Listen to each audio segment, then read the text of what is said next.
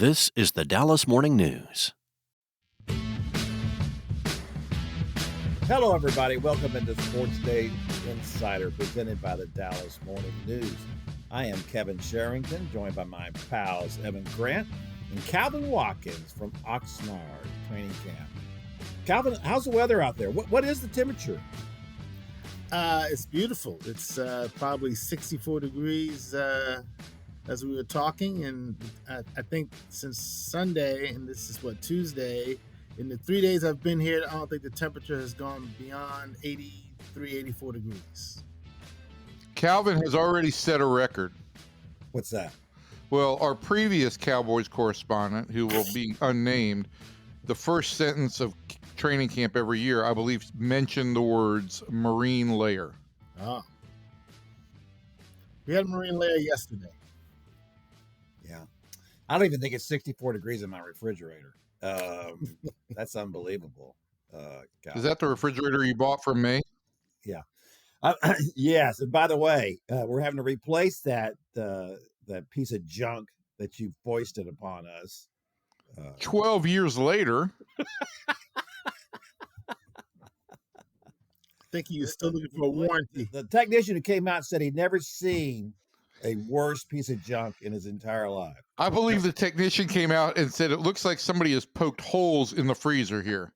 Is that what he said, Kevin? That is what he said. And who had poked holes in the freezer, Kevin? That was me trying to break up the ice that had gathered in the bottom of the refrigerator. So, it's not real scientific how we did that.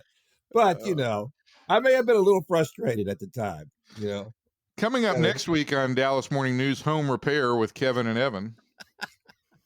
Yeah, that's good stuff. All right.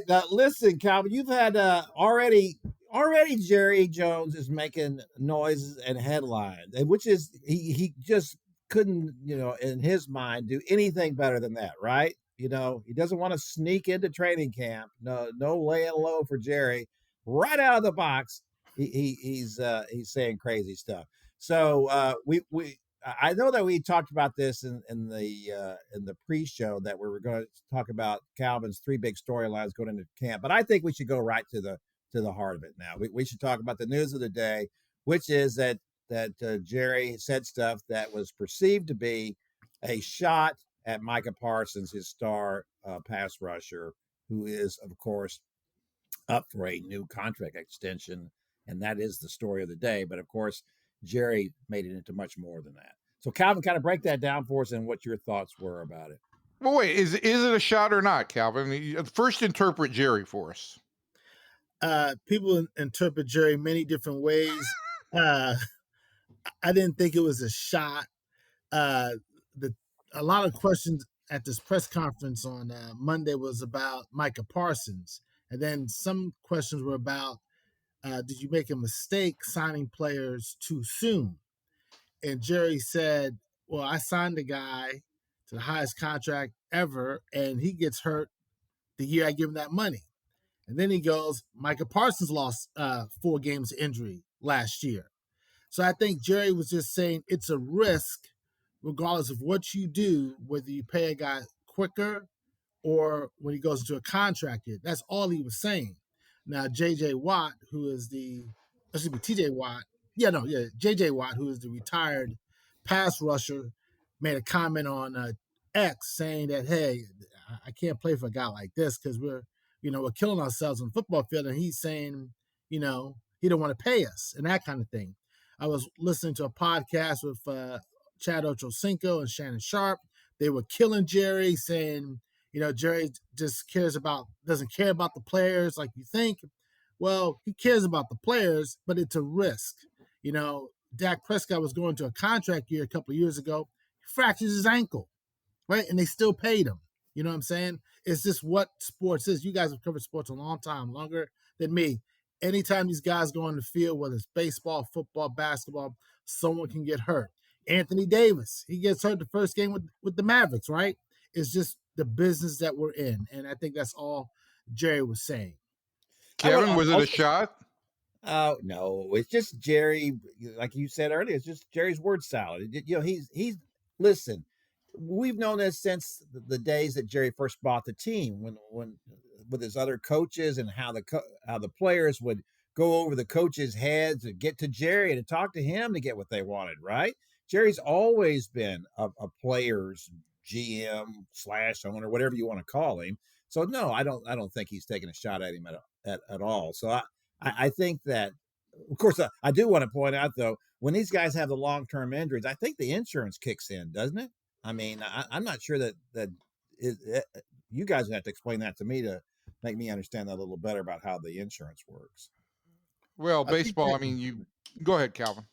No, yeah, there is insurance involved, so it's not like, Jerry's dying out here when Dak gets hurt. So there's there's an insurance premium that someone will pay if the injury is like career ending. So it's not the end of the world per se. Yeah. Listen, two things can be true, right? That Jerry wasn't taking a shot at Dak or Micah Parsons, but at the same point in time, and it just feels, anytime you mention a player specifically, it then becomes personal. The easy way to do this is to basically say exactly what Calvin said. You sign, whether it's pitchers or whether it's linebackers or quarterbacks, you sign players to long-term contracts, you accept some degree of risk. There is risk involved. I don't understand why Jerry, with all the time that he's got, I guess I shouldn't even say it because we all know this, but why you would ever throw the players' names in there and use that example, it just does give people the ability to interpret it as, well, you're making this personal. But there was one player he did rip yesterday. That was Trayvon Diggs, because the Cowboys took $500,000 from his $9 million base salary because Diggs did not work out 84% of the time in the offseason. And the Cowboys, specifically Jerry, said, I wanted Trayvon Diggs to be a leader. We expect him to be here. And he wasn't here, so we're going to take his money. So that was one. There was no misinterpretation there. He did rip Trayvon Diggs at the news conference on Monday. Well, and probably rightfully so. I don't know if he needs to say that out loud. He needs to find him. He finds him, right? That's just that's just part of the business. You don't need to say anything about that if you don't want to. But Jerry's lured into these things very easily. You ask him a couple of questions, and then if you poke him a little bit more, then there he goes, right? And so I don't think that there's anything in any of this that's going to cause anybody to say I'm not playing for the Cowboys this year. No one's gonna do that, and everything's gonna get worked out, and then Jerry will make nice with them, and it'll be all good. So I don't think that's going to become an issue going forward. So let's talk about the three things that we want to talk about. So Calvin, your first thing I think is about Micah Parsons, right? Yeah. First thing is Micah Parsons. It revolves around when you're going to pay him, right? Because the last 2 years we've had holdouts with Zach Martin and CeeDee Lamb. And then when they ended those holdouts, when they got into the regular season, they were a little rusty. And that's not me saying that. That's the players saying that themselves. So whenever they get this Parsons deal done, will he be rusty at the start of the year? And you know what? If you're going to be the highest paid non-quarterback in the NFL, you better deliver. We don't want to hear anything more about, I got 8 sacks going into December. No, you better have double-digit sacks going into December. You have to be a dominant force. So to me, like Dak Prescott's the highest paid quarterback in the league, right? He only got 2 playoff wins. I mean, so if you want all this money, you got to deliver. So that's, to me, the firthink thing. The second thing is the rookie head coach. Well, hold on. Let's talk about that a little bit. Sorry. Hold on. Sorry. I think there's no question that a deal is going to get done, though, right? It's just a question get it done. of, is it going to be like 5 minutes before the kickoff of the opener? Is it going to be when is it going to be? So do you think it'll happen like right before the opener? Will it happen at the end of training camp? What do you think? I don't think it will happen this week. It's going to take a while. I think I'm here in Oxnard until the 15th of August. I'll be a little surprised if it's done by then. Me too. There's no way. They'll know. There's no way it'll be done. Exhibit A. When did Dak's contract get done? The morning of the first game of the season. Thank you. Yes, sir. Yeah. See, that's it. So let's talk about that for just a second. Why is it that Jerry does it that way? I mean, what's the reasoning? Because he's always done it that way, right? It is up to the very last minute. What's the point of that? I say Jerry Jones is a promoter. And I think we're just used to him being Jerry, right? But let's be honest, he's a promoter. He's like Bob Aaron. He's like Don King. He's like Eddie Hearn. He is one of these guys that the more you talk about my team, the better. I will only make a deal until I have to make the deal. Oh, the season starts September 4th, September 3rd, let's give him his money. Yeah. And look at all the publicity we generated from, July 20th when we got here to California until September 4th, right? That's how he looks at it. They can get this deal done today. They can make a phone call to his agent right now and say, hey, how much do you want? And it'd be over with. But that's not how he does things. Yeah. Great explanation. I love that, Calvin. That was good. All right. Topic number 2. Well, I want to go back to one other thing on Jerry here. I'm sorry. Because I read the thing in Calvin's story this morning about Jerry doesn't talk to agents very much. And Will McClay does the draft, right? Mm-hmm. So what does Jerry do as general manager? Makes money. No, I'm dead serious here. I mean, that was I came away from this and I'm like, wait a minute, what is the general manager's role if he doesn't negotiate contracts and doesn't draft the players? He talks to the players directly and says, hey, how much do you want? And this is true. He's talked to Micah Parsons in the spring, and they had a great talk. And he wants to know, how much money do you want? I want this. Okay, cool. Micah says, call my agent. Okay. Nothing happens. He talked to Dak Prescott. Hey, how much do you want? I want this. Okay. Call my agent. All right, nothing happens. So that's what Jerry does.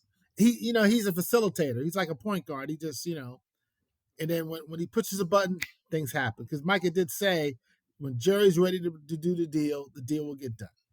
Well, then he'll tell Steven to get the deal done, right? Yes, there's Stephen Jones and another guy, Adam Pacifica, who's like the salary cap contract negotiator. Those two guys, they talk to the agents on a regular basis to get the deals done. Jerry doesn't talk to agents, apparently, as Stephen pointed out when he said he didn't talk to Todd France, who is Dak's agent. Todd France is probably one of the best agents in the business. And so you would think the general manager and the owner would have talked to Todd France, who is about to get his guy, Dak Prescott, one of the largest contracts in franchise history, right? But Jerry's like, I'll see you in week 4 or whatever. So he's good. Well, Kevin, how often do you just get down on your knees and thank God for this material? Well, listen, let me tell you something. I don't want Jerry doing any of that stuff. I just want Jerry sitting up at press conferences and saying stupid stuff so we can make fun of it and have a good time. That's all I want him to do. And after the games, that Calvin and I had that whole thing going. Remember, Calvin, was that when Jason Garrett was about to get fired and you're in there, I'm in there, and you're in there? It's a post game, and we're trying to get Jerry. And yeah, you're writing notes to me about what Jerry, because I got there late because I was talking to somebody else, and you're writing a note to me while Jerry's talking like 2 feet from us, and you're writing notes and showing them to me about what he's just said. I think about Jason Garrett he was probably gonna fire him or something like that. And Jerry's looking at us, writing notes back and forth to each other. It's good stuff, it's great theater. I know some fans get mad about it, but I don't care. It's just unbelievable. You're right. It is the greatest thing that ever happened. People ask me all the time, do you really hate Jerry Jones? It's like, no, I love the guy. He's been a source of more punchlines for me than any single character in this market. So, all right. On to topic number 2. Number 2, the rookie head coach, Brian Schottenheimer. Anytime you have a first-time head coach, there's going to be some issues, regardless of how many years he was assistant coach, regardless of who his dad was or anything like that. Rookie head coaches do have some issues from time to time, whether it's from game management, whether it's dealing with us in the media, whether it's handling players. There's going to be some sort of issues that are going to happen. Dan Campbell gets so much praise for what he's done in Detroit. Everyone forgets that rookie season where I think they went 0-16, right? So rookie head coaches have problems. Marty Schottenheimer, who is Brian Schottenheimer's dad, who went over 200 games in the NFL, helped his son, be a coach and all those kinds of things, but it's still not the same when you have to be on that side of the headset and you got to make these decisions. So that's an issue that they're going to have to overcome at some point. What do you think about his ability to do that? I mean, does he seem like the kind of guy? Does he seem like he's a really organized guy who's very kind of a lot of attention to detail and understands all the things that need to be taken care of?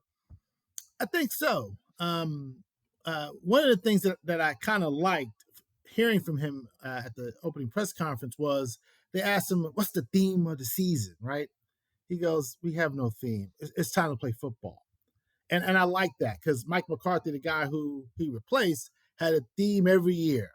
Jason Garrett had a theme every year, put signs up on the walls at the start, all this kind of stuff, all this motivational. Brian Schottenheimer said, "Look, I did a crabfish boil. I got a ping pong table in the locker room. You can shoot baskets in my office. You can putt in my office, the whole deal. I'll go to your charity events. September 4th, let's go to work because all that stuff doesn't mean anything if you go 0-2 to start the season, right?" So I think he's got it. Now, whether or not it will work or not remains to be seen. Okay. Second question about him as a head coach, because we don't know about him, right? We just, as you said, we just know about him as an assistant coach, and those are two completely different things, right? The assistant coach can be the guy that can be like a father figure to these guys sometimes if he has to, or he can kick them in the butt if he has to. He can do all those kind of things.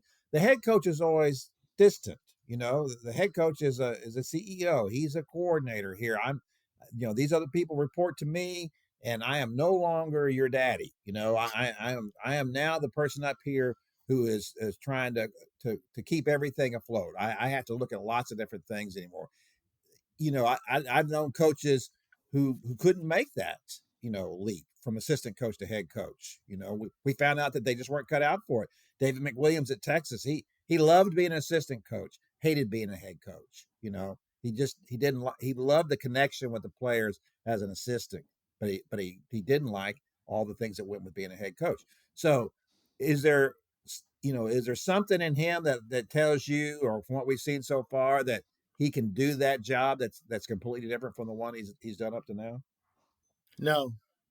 I mean, I'm being honest because, he's been an assistant coach for a long time, right? He's coached in Seattle. He's coached Russell Wilson.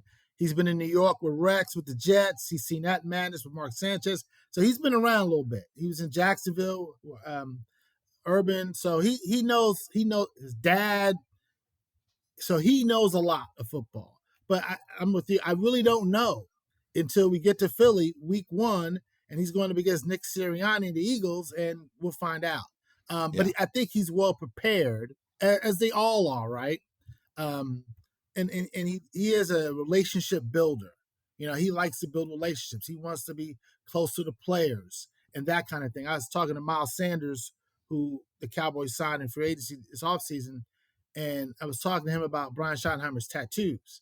And Miles Sanders said, "Hey, I know a little bit about his tattoos, but I really like Shotty because he was honest with me." And I said, "What do you mean?" He goes, "I'm not going to get to specifics, but man to man, he said, this is my role for you." And he was upfront about it. He said, I assume he's telling Miles Sanders, "You're going to be the number 2 guy, right? You're not going to be the starter. That's going to be Devontae Williams or somebody else." And I think Miles Sanders liked that. So, and I believe Shotty learned that from his dad. Be upfront with these players, because if not, you lose the locker room. However, we'll find out in Philly on Thursday night when the Eagles get their fabulous Super Bowl rings if all this is going to work. The Super Bowl ring's going to have little wings that come out. Wings, yeah. You see that? Like that. Like, what is that? Something like you activate that after you put it on, you pop it, and the little wings come out? This has been the trend in championship rings. The Rangers World Series ring has a pop top. No, I didn't even know that. Is that right? You pop it up and it shows the map of the United States with all the places they won road games. Did they go undefeated on the road or something? Yeah. And then they beat the Rays, the Orioles, Arizona, and or the Astros and the Diamondbacks. So it was R-O-A-D, road. So that was the thing. Yes, but the Phillies thing makes it look like something the Phillies. The Eagles thing makes it look like something out of like a James Bond movie. Yeah. You take this off and it like slices through things, Like he activates the ring and he can fly or something. Yeah, something crazy. This is nice. Since we brought up the subject of Brian Schottenheimer's tattoos, I cannot let this go. I don't know why this bothers me so much, but Calvin, you wrote a fine story. What I'm stuck on is that Brian Schottenheimer had a Hebrew word tattooed on his arm in English, but to look like Hebrew. I do not get that. I don't get it neither. But that's what. But you go to these tattoo parlors. It's late at night. These guys have been smoking, drinking. Hey, you didn't know what you might get. So you're saying he was high when he got this? That's good. I think he's saying the tattoo artist was high. Oh. I don't think he's saying Schottenheimer was high. Well, he had to have been high to get that. I'm telling you, I'd be high to get that. I have to tell you, it's not. But anyway, the meaning is all great and everything. I just don't quite get the thought process of I want this word that's in Hebrew, but I want it English, but I want it to look like Hebrew. It just doesn't make sense to me. I'd love to ask him that question. I'll never get that chance. But let's move on to what's next. One quick thing before I hate to hijack this thing a little bit, but I'm really kind of fascinated by this. You love hijacking this well, thing. Sure, that's my job to hijack it. It is the Javonte Williams Miles Sanders thing, the decision making process on the the hierarchy of the running back room, right? Mm-hmm. Is that so they draft Jadon Blue from Texas in the 5th round. And then Phil Maffa, I guess was he the 6th or the 7th? Six, something like that. Yeah. And I was more excited about the Maffa draft than the Blue because Blue's, the guy didn't even start at Texas, so holy cow, what do you want him to do here? But anyway, but Maffa's a big guy, 235 pounds. That's to me the thing. If your offensive line's a little bit questionable, you can get yourself a big banger in there who can make a hole of his own if he has to in a short yardage situation. But apparently they're really sold on Javonte Williams. And I want to know, why is it that they're so sold on him that, yes, he's going to be the lead quarterback, the lead running back? They believe that before he got injured, because he had a torn ACL and then he had a foot issue, that he's probably one of the top 15 running backs in the league. That's how they're looking at it. So, and they signed him first, and they believe he's going to be the starter. But then it was interesting that Brian Schottenheimer kind of alluded we might have a running back by committee, right? So maybe he saw something in the OTAs that he didn't like. But they like Williams because he has started before, and he's a bigger guy than Miles Sanders is, and he's got more experience at being the lead back. So that's probably why he's in the lead right now in terms of the running back room. And Miles Sanders and your boy from Texas are going to back him up. The kid from Texas, he had like 5 fumbles last year, I think. So that worries me a little bit. Hate to be like a draft guy, but I don't know if his hands are big enough to hold on to the football. Or I don't know what's going on. He says the technique thing and those kinds of things. And it is interesting that they drafted this kid in the middle rounds, and people are talking about he could start. He's so fast. And it's like, well, the NFL is different from college, so we'll see. Yeah, he scored 2 touchdowns in the semifinal game against Ohio State, but they were both on passes. I mean, that seems to me to be the thing. Mm-hmm. He had 4 carries in that game. So that seems to be the thing to me, is that if you're going to use him, apparently that's what you're going to use him for, at least initially, right? Is coming out of the backfield and doing that kind of thing. So, I'll just remind you that Texas last year chose to pass an awful lot more than they chose to run, and I think it cost them a couple of football games along the way. Thank you very much. Wisner was a good running back once they finally settled on him. Wisner was, but I still that's a subject for another day. But you and I had discussions about this, that Texas could have run the ball more successfully. They didn't run the ball. You're right. Okay, Maffa was a 7th round pick, so I don't even know if he's going to be on the roster come September. He might be on the practice squad by the time it's all done. I'm telling you, I just completely misread that entire thing. But I'm still just a little befuddled by it. I mean, did you get an idea watching him in OTAs, meaning Williams, that he looks like he's healthy, everything's back, he got his burst back, all of that?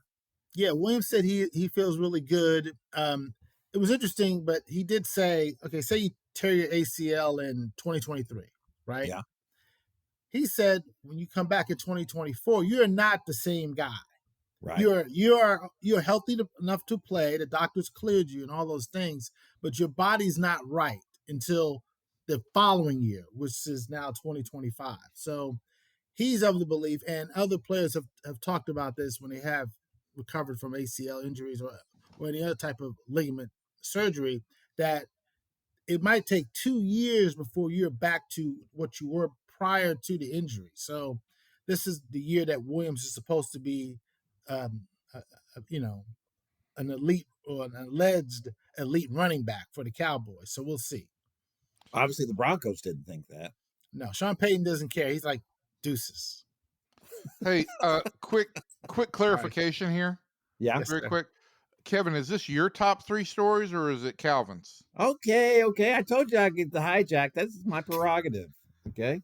All right. Number three on Calvin's list of storylines going into training camp.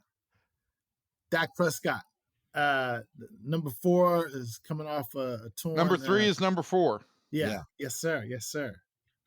Dak Prescott tore his hamstring last year. And let's be honest, his massive contract where he's averaging $60 million a year, it kicks in now. And this man only has 2 playoff wins, no conference championship game appearances, and it's time for him to deliver. And so I don't know, and I've watched Dak for a number of years now. I don't know if he can elevate players on the field. He's a great leader, right? But now let's forget about the leadership stuff. Now it's about, can you elevate this team, take them to the next level? I don't know if he can. And the Cowboys are kind of stuck with this contract. You know what I'm saying? They can't get out of it. So Dak, you got to step up. A lot of quarterbacks across the league have been taking criticism. Lamar Jackson only has 1 more playoff win than Dak. He's been getting criticized because, hey, and you want more money, but we can't even get the Super Bowl with you. Josh Allen's 0-2 against Pat Mahomes. So it is hard to win. I think we can all agree on that. But when you have that amount of money, which Jerry Jones keeps talking about, every time, we get to him, he says, hey, I'm paying Dak Prescott more than anybody at that position in the history of the league. He's expecting some results. So Dak Prescott, you're on the clock, probably more so than ever before. Calvin, before Kevin hijacks us again, I do want to say this. Like, I don't know that I've got any issue with your 3 storylines. Mm-hmm. You're questioning the storylines now? No, but what can we talk about Dak? What hits me here is that Dak Prescott is number 3. An aging quarterback coming back from injury for almost any team would be number 1, and that it's number 3 on this list, and probably rightfully so. To me, tells me that this team has a significant number of big questions going in. I mean, I think that's very obvious, right? Oh yeah, they definitely. Like, you know how when and you don't have to do this because you guys play 162 games, but as you know, when the schedule comes out in the NFL, we have to predict the games, right? And I looked at the schedule and I said, these guys can win no more than 9 games. Right. And that's with Dak Prescott, and then Micah Parsons is going to get paid. CeeDee Lamb's one of the top 5 highest paid players at his position. They got Tyler Smith, who is going to get a big money contract at guard next year. They have all this money invested into all these players, and I don't think they can win more than 9 or 10 games. And I understand why Jerry Jones is the way he is, because he's like, I'm giving these people the money. Well, I'm giving them what they want, and I get criticized for being a GM that's not really a GM. I get criticized from a word salad, and I'm paying people, and then I'm not getting anything in return. So, and I understand what you're saying, but it's just Dak is you're stuck with Dak. You know what I'm saying? Football, as you guys know, is one of those hard sports to cut somebody without some serious repercussions to it. So that's why he's number 3. Because Kevin, what does that say to you? Because those are significant questions about Dak, right? And there's no issue with where these rankings are, but it just again reinforces to me how much of an issue there is with this entire team. Well, can we get to Dak? Yes, go ahead. Wow, holy cow! So I don't disagree with anything you said about Dak, Calvin. I have over the years defended Dak and said, that he's a good player. When you put him around, he's a good quarterback, and he is obviously a very good leader. Mm-hmm. Just the kind of guy you want as a quarterback. Roger Staubach has said that. Troy Aikman has said that. Everybody agrees about all that. And of course, it's just the execution. Even when he's had a great season, And even when he's thrown for over 4,000 yards, as you noted, he's only won 2 games in the playoffs. Sometimes, I think we put too much of that on the shoulders of the quarterback, obviously. But the problem is that, especially in the last couple of times they made the playoffs, Dak was one of the problems once they got in the playoffs, right? Mm-hmm. Yeah, 2 interceptions. And last time, Yes, and going down there and trying to get off the final play and not knowing the clock and all of that. Terrible. I mean, it just, to me, it's for everybody, all the Dak haters out there, that just summed him up to them. Was that it's I sometimes I find myself feeling sorry for the guy. It's like I don't know if this is ever going to work out for him as a quarterback in this town. I think he's good enough to win a Super. People will always ask that: is he good enough to win a Super Bowl? Sure, he is. Look who's won a Super Bowl. Trent Dilfer won a Super Bowl, and he's 10 times the quarterback Trent Dilfer was. So if everything breaks right, the team plays well, they get something out of their running game, they get a good pass rush, the secondary, perks up, all that. But these are all to the point that Evan was making, that yes, there are a lot of other issues on this team. And if Dak is not the guy, as Calvin says, who can elevate a team all by himself, well, then this team's going to struggle to win, double-digit wins. Well, Dak is, Calvin's point was great, right? That he's a great leader, but he doesn't have the ability any longer to elevate players, to make players better on the field with his own execution.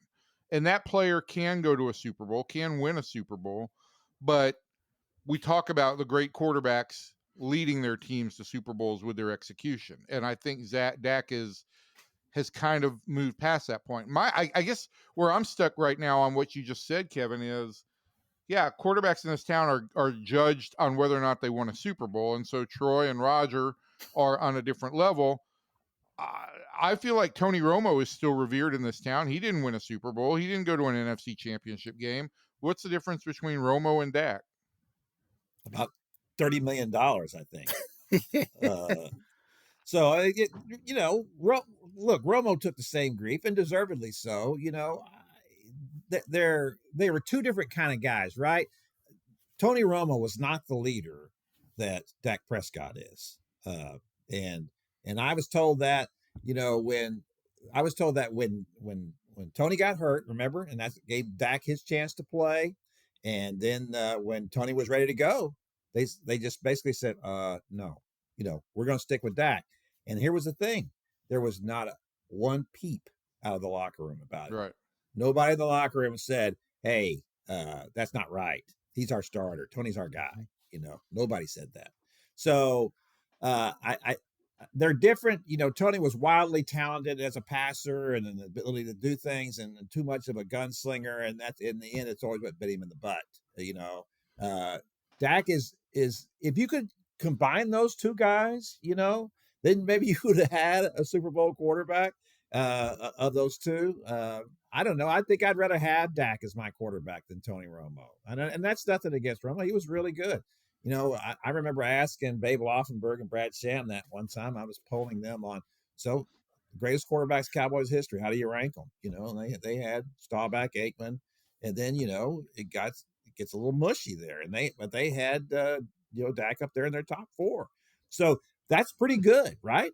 If you're with one of the 4 best quarterbacks in franchise history, that's pretty good.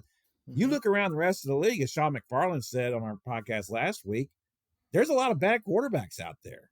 Now, the deal is they're not making $60 million, So that's the issue with everybody. Everybody wants to know, Jerry wants, and fans can't get past, look how much this guy's making. It's like, well, first of all, you're not paying him, so it's okay. But secondly, that's Jerry had a choice. He had a choice. You sure he did, and that's just the market, right? That's how the market works. This guy's here. They get paid. When it's just a matter of timing. We all know that, right? It's just that people get paid. I don't want to hear this stuff about, look at, Babe Ruth didn't make that much money. It's like, look, it's just all a matter of when you're getting paid, right? And that's, in the end, that's what the problem is. But if Jerry had negotiated that contract earlier, Yeah, right? sure. If He he would have saved money. It's the absolutely. same thing with Nathan Eovaldi. The Rangers are paying $25 million for him, and he's worth every penny of it this year. But if they had offered him the extension in August last year, they'd have gotten him for $20 million a year. Yeah. So it's not the player's fault. No, gosh, they're going to just get what they can get, right?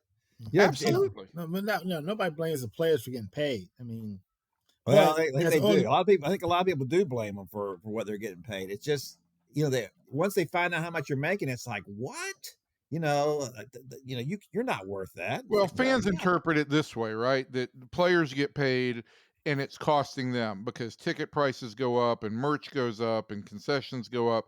So it's coming out of their pocket. And so they feel some level of jealousy and some bitterness over that. And it's part of being a fanatic. I think it's part of it, but I think also it is like they look at what's this other quarterback making. He's making less than this guy is. There's no way you're as good as that guy's a lot better than you, and you're making more money. That's basic misunderstanding of the economy. Well, absolutely it is, and you just can't look at it that way. I mean, I try not to feel bad about the fact that Evan makes so much more money than I make. See, you just because you had the microphone, you beat me to that line. Okay. Also, it's inaccurate. And, I do say to the bosses all the time, I do so much more work than Kevin. Why is he making more money than me? Well, that's true. You do a lot more work than I am, but that's what I am. As Steve Rich said to me one time, a long time ago, you're kind of like the luxury liner here, aren't you? And I said, yes, I am. I am a luxury liner. I'm just Calvin, aren't you happy you life. spent a half an hour just dealing with this nonsense today? Yes, I did. Yes, I did. It's good to see you guys. Always a pleasure. Calvin, it's great. Listen, one quick thing then. So your prediction is 9 wins.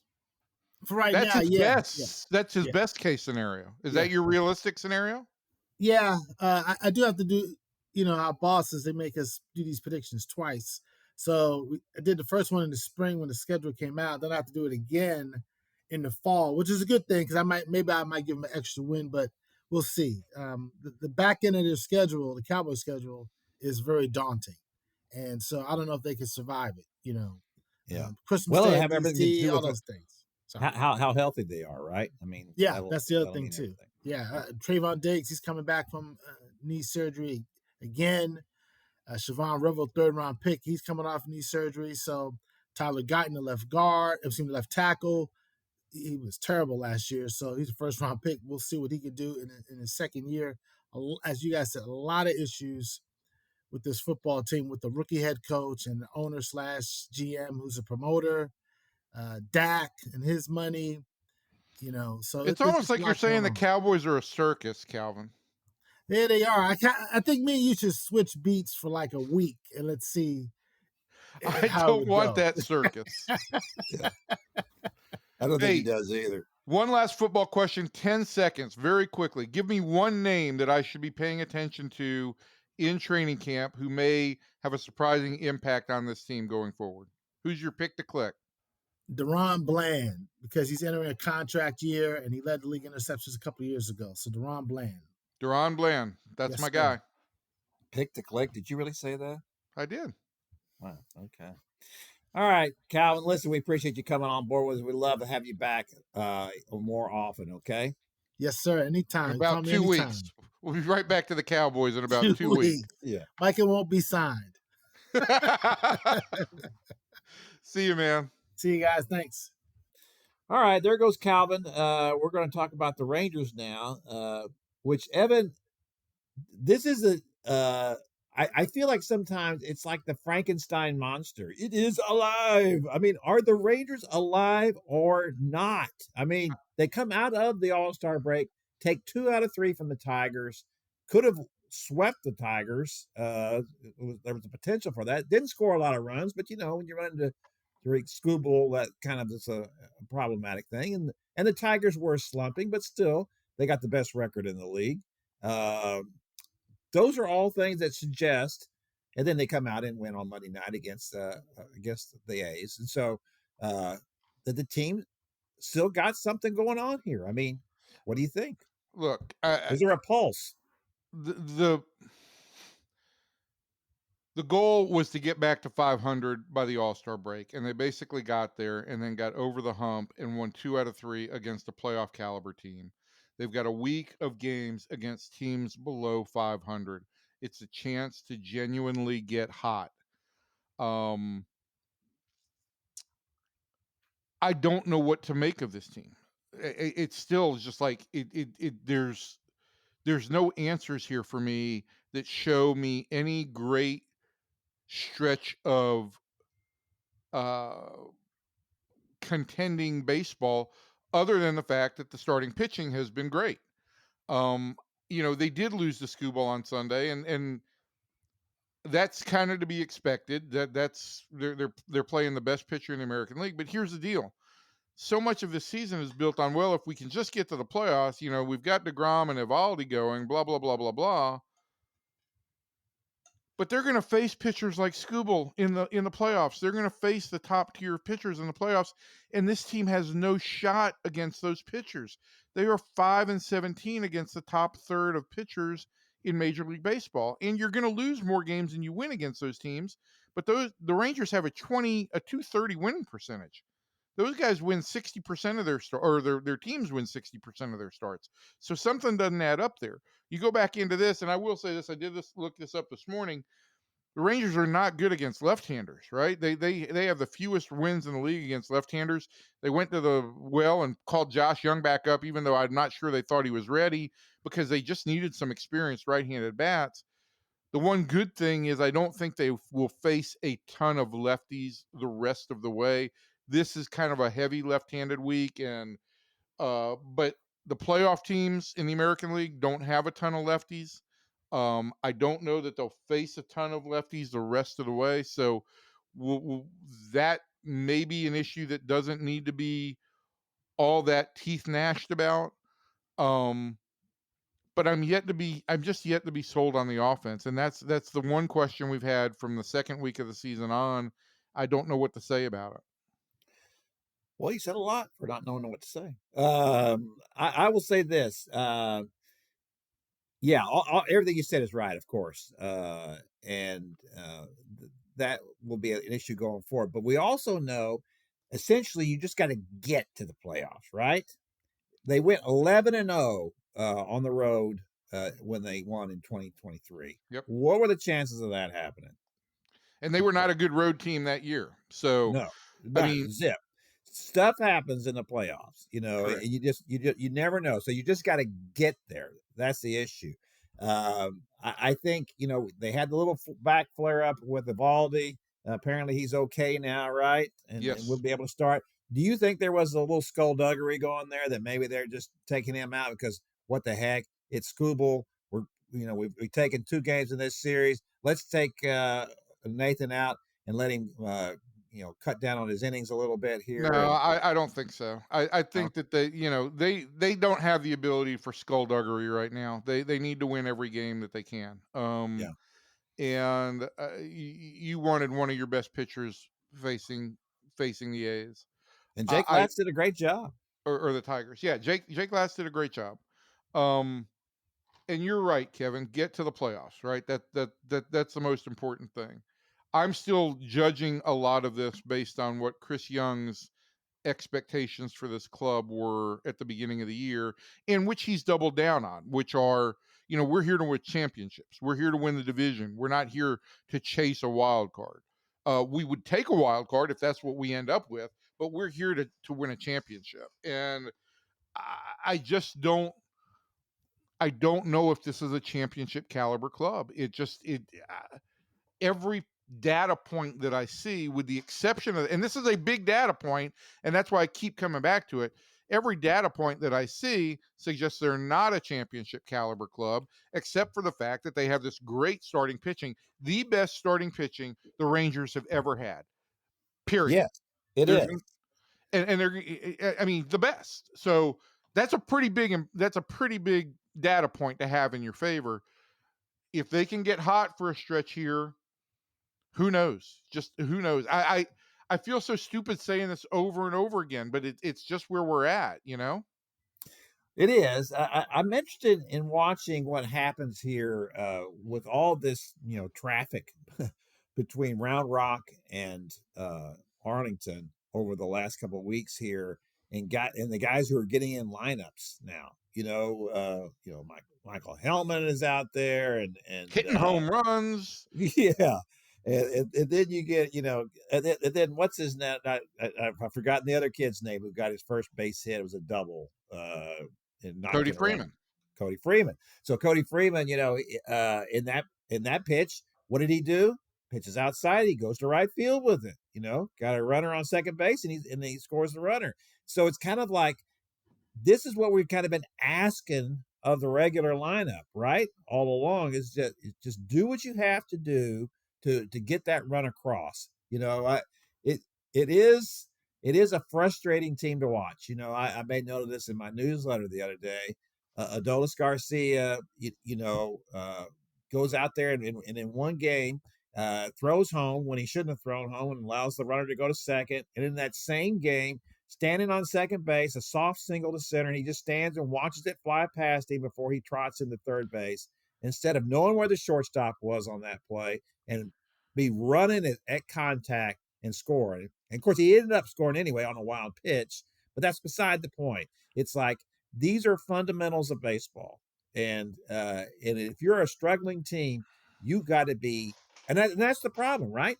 Adolis grew up on a Rangers team where that wasn't an issue. We just bash, right? Right. And that's how we win games. We don't win games by observing the fundamentals. Well, and so there have been that's part of the problem. There have been any number of times this year where I've seen him get reads in the outfield that are just tremendous, where he's turned balls that were sure gets into outs, and in some cases double plays because of his reads and his first step. So he's got instincts.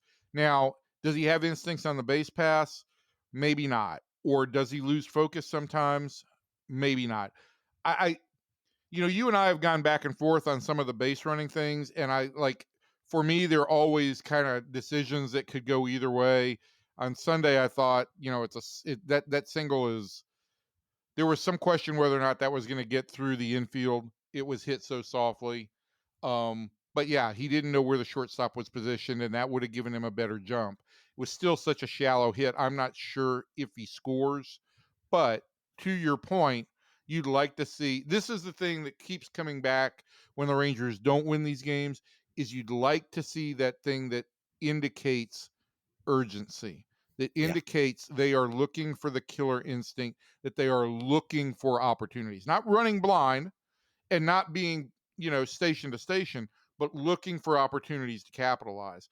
I had bigger problems in the first inning.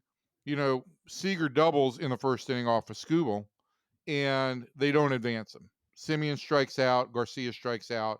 There goes an opportunity to put a run on the board against an ace right away. And then I had another problem. Corey went 2 for 3 against Skubal, but I had a problem in the ninth inning. They finally get Skubal out of the game. They've got Will Vest in there, and he's coming back for the ninth after finishing the eighth. Corey swings at the first pitch, which is down and away and on the very bottom of the strike zone. I know he's an aggressive hitter, but if you're going to be aggressive, you've got to be aggressive on good pitches. And I didn't really like that very much. I just got to say it. Well, I think there was right there what you're talking about. He went through 3 hitters on 5 pitches, I think. And that's kind of what they do. And I'm with you. And we've talked about this before. Corey's got a little bit of Josh Hamilton in him. That first pitch, he loves to swing at it. And I don't know why anybody would throw him a hittable pitch on the first pitch. I mean, they're not going to throw him very many hittable pitches at all, but especially not on the first pitch because he's always swinging at it. He's coming up there hacking, throwing him something off the plate. I mean, and Friday or Saturday, they had, I forget who the pitcher was that was on the mound, but they had tried to pitch around him. They got the 3-1, and I'm like, well, they're not going to throw a strike here. There's no way they're going to throw a strike here. And guy makes a mistake down the middle because, of course, they should have just said, go to first base. At 3-1, when it was clear he wasn't going to swing at those, they should have just said, go to first base. I hate when managers in key situations just try to pitch around a guy. If you got a base open, let the guy go to first base. But, Corey made him pay by hitting a mistake. But they're not going to throw him a strike intentionally. No, they're not. So I guess my question for you, Evan, is that how is this all going to sort out here with all of these players coming and going? I mean, ultimately, what is the lineup going to be? I guess it's still going to be when Jake Berger gets healthy, he'll come back and play first base. Is Jock Peterson ever coming back? Well, he's going to start taking some BP this week, and sometime in August he may be ready. But that injury cost Josh Young 4 months last season. I don't anticipate it's going to cost Jock Peterson any less. And I do think that like what the weekend showed, and particularly against Scooble, and maybe even some of the moves were emotional on Monday. But look, I got to tell you, Ezekiel Duran is just not doing it when he's given the opportunity against left-handers. Justin Foscue has not taken advantage of any glimmer of an opportunity that he was given, and the Rangers felt like they needed some more right-handed bats against lefties that that thought they had a chance. And if you notice, the Rangers didn't play Josh Smith against Scooble, so they didn't go with the left-on-left thing. I think what you're going to see is Josh Young playing third base against lefties. I'm not so sure he's going to play every day. I think that may change. I think Josh Smith is going to be your everyday third baseman against most right-handed pitchers. And when Jock Peterson gets back, maybe you have, I don't know. I mean, there's still a lot of lefties. You have Peterson, you have Rowdy Tellez. You don't have you'd have Berger back, so Tellez could sit against the lefties. But I do think you're looking at much more of a platoon situation at first and third base, is what my word salad was leading to. Yeah, it's a mess. All right, so I got so caught up in all the moves that I couldn't sort it all out. It was I know. So a couple quick things here. So Chris Martin out for like 9 years after a calf strain in that game. He's not only is he out, which is damaging, he's off the trade market now. If they were interested in trading him, so both of those things are now out. I will also say this though, Kevin, he had some incentives in his contract that he was going to be making that would have been, in the range. I think there was I don't have the numbers in front of me right this minute, but let's just say in the $300,000 to $500,000 makeable range. And he's not going to reach those thresholds now. And those are pennies. But right now, this team is trying to scrap together as many pennies as they can to be able to add $2.5 million worth of salary in terms of adding a closer, adding a reliever. And so that is not insignificant in that regard. They're going to stay under the salary threshold, the salary tax threshold, but in trading Dunning and saving about $600,000 there, in losing Martin for a while, they'll save a little bit of money there. And they had about $1.7 million, $1.75 million still under the threshold going in. So there's some ability to add a closer. And if you look at most of those closers on the market, the guys that you like David Bednar and I also like Felix Bautista. You're not talking about a ton of money. The one case for a rental who would cost a lot of money, but I think there's an ability, and this week will be interesting to wash things out, is you've got Raisel Iglesias with the Braves, who's making $16 million this year, has about $6 million left. It's the exact same amount of money that Tyler Mahle is making this year. So maybe there's a way, if the Rangers wanted to make a deal, to wash those two contracts. Obviously, the Rangers would have to give Atlanta a legitimate prospect in return, but maybe that's a way to make that money wash and make Iglesias affordable as well. Okay. All right, that's going to do it for the Rangers segment of our podcast. We need to move over to the ever popular potpourri, which is who is the potpourri popular with? Oh, that's unbelievable. I walk down the street and people are screaming at me, potpourri, we want more potpourri. You sure they're not saying your column reads like poo to me? Yeah, that was really good. You worked hard on that one. That was good. Anyway. We're going to lunch today, and I'm going to ask whoever's waiting on us, do you listen to the podcast for the potpourri? And they'll say, you guys have a podcast? So anyway, Scottie Scheffler, Highland Park Zone, won the British Open. It gives him 4 majors, and he's 3/4 of the way to the career Grand Slam. I think this is really interesting, and I'd like to know, get a clarification on it. If at the U.S. Open, which is the one leg that he lacks on that, if he wins the British Open at Shinnecock, Sunday is his 30th birthday. So does that count as winning the Grand Slam before you're 30 or not?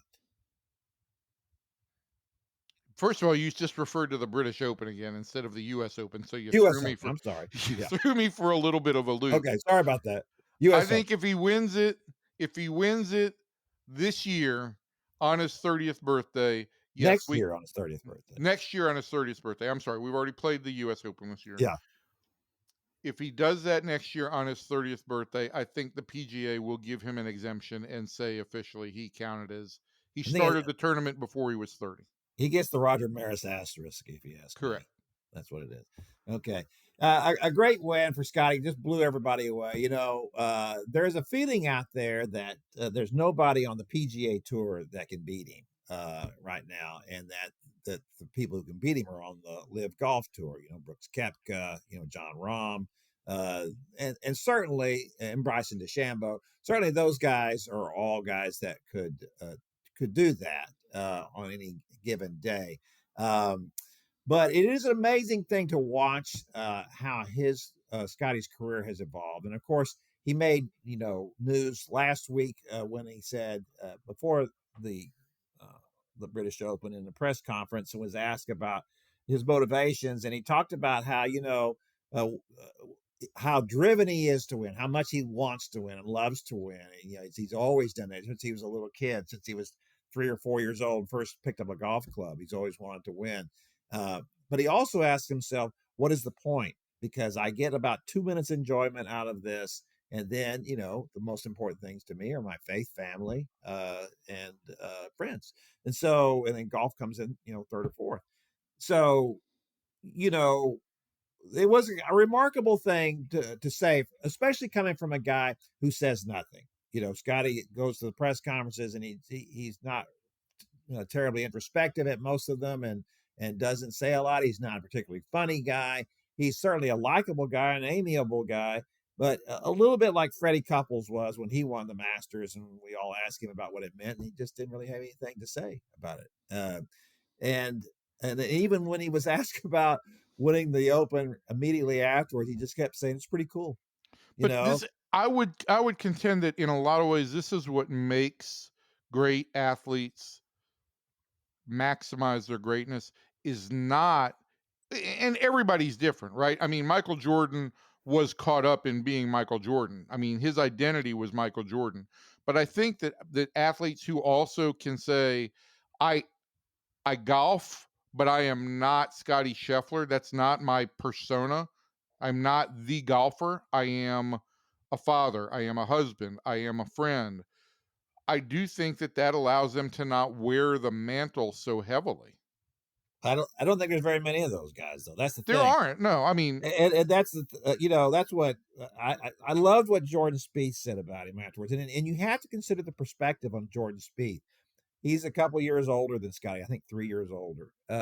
And growing up, Jordan was the Jordan Spieth was the Michael Jordan of golf as a junior golfer. I mean, he was a star, and whenever he played Scottie, he beat him. It's like Scottie and Will Zalatoris were contemporaries, and they talked about the fact that you just couldn't beat him. He said that Jordan beat us every way possible. He would be in an impossible situation, and Jordan would make it an impossible shot and beat us.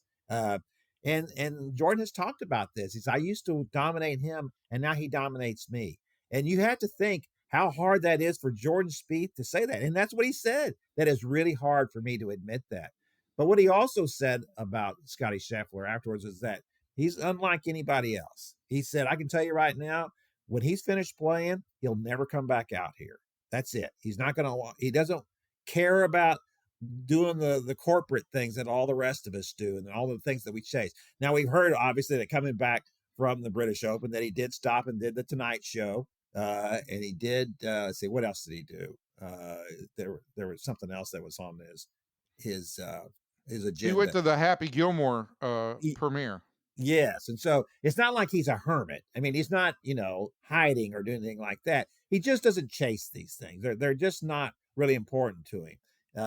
And I think that probably in some ways, and this is just who Scottie is, right? His wife, Meredith, she talked about when she came back and moved back to Highland Park, she had known him before. And when the very first class she sat down in, he was in there. She sat down next to him on purpose because she remembered him and how down to earth he was. Wasn't a kid who put on a lot of airs. And so this is who Scottie is, and I think he feels like this helps me play the way that I do. It's not that he's doing it because so he'll play better, but it is kind of like a benefit of it is that I remember when you had other golfers in over the course of the last 20, 30 years who've risen up and been really good. And but they got so many things going on. They're flying in helicopters and they're making so much money. You wonder about the motivation. Well, with Scottie, it's just always been, he loves to win. Now he questions that, like, is that a good thing that I'm so driven to win? And my point is that, yeah, it's perfectly fine to be driven to win. I think that I guess that's the thing that to me is so admirable about it is you recognize that you are driven to win. You recognize that you have other priorities that don't identify you simply as a golfer, but as a person. And you ask yourself, is winning the most important thing? That you check yourself, that you have, I guess, self-awareness is so important for great athletes. And I don't think a lot of them ever acknowledge it. And to hear a guy acknowledge it, like this is the same thing that Jake Berger told me. And I'm not putting Jake Berger by any stretch of the imagination in the same boat as Scottie Scheffler. But when we talked this spring and we were talking about dealing with, having a baby born with Down syndrome, and we talked about all the stuff he went through with a torn Achilles twice, the thing that motivated him or not motivated him, but one thing that he did consider is, why am I doing this? Is this the most important thing?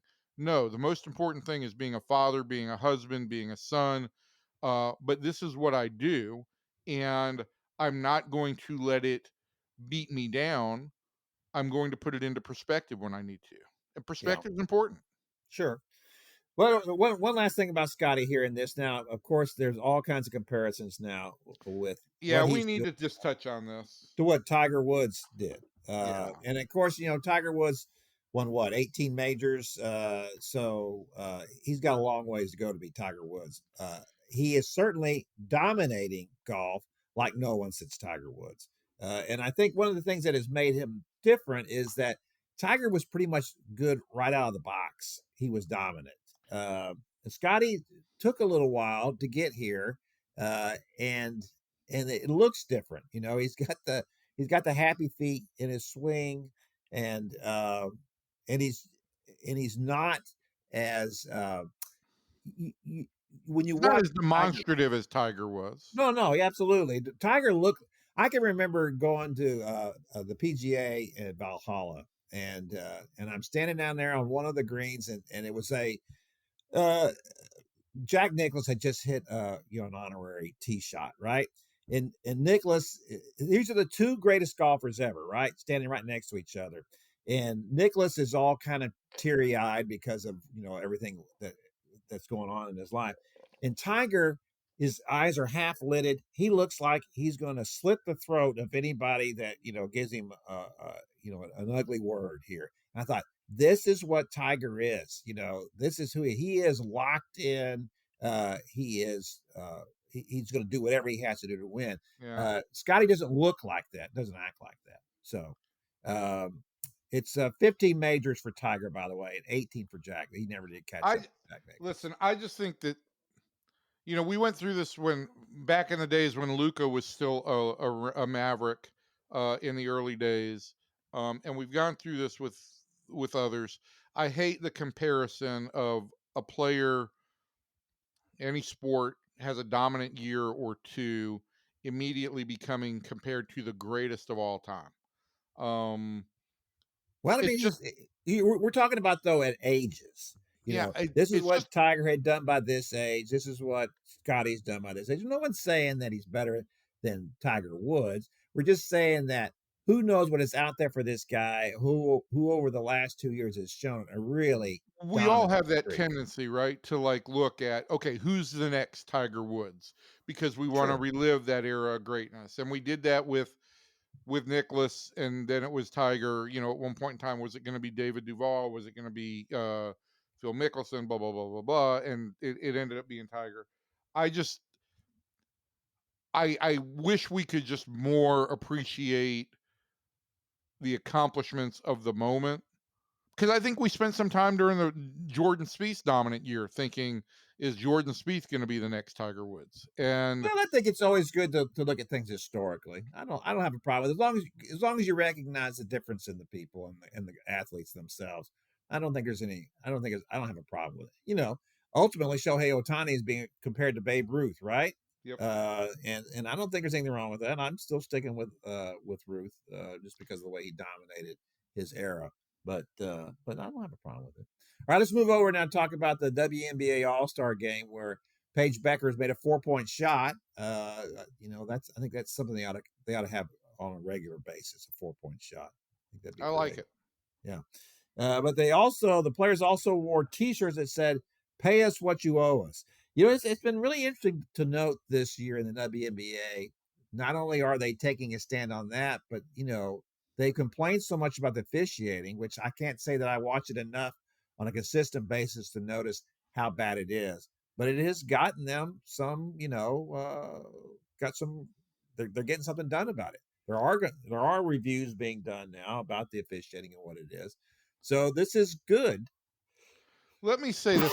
I have seen, and again, it's so dangerous to do this, but I have seen plenty of responses on social media about how the league is losing money and it's being subsidized by the NBA.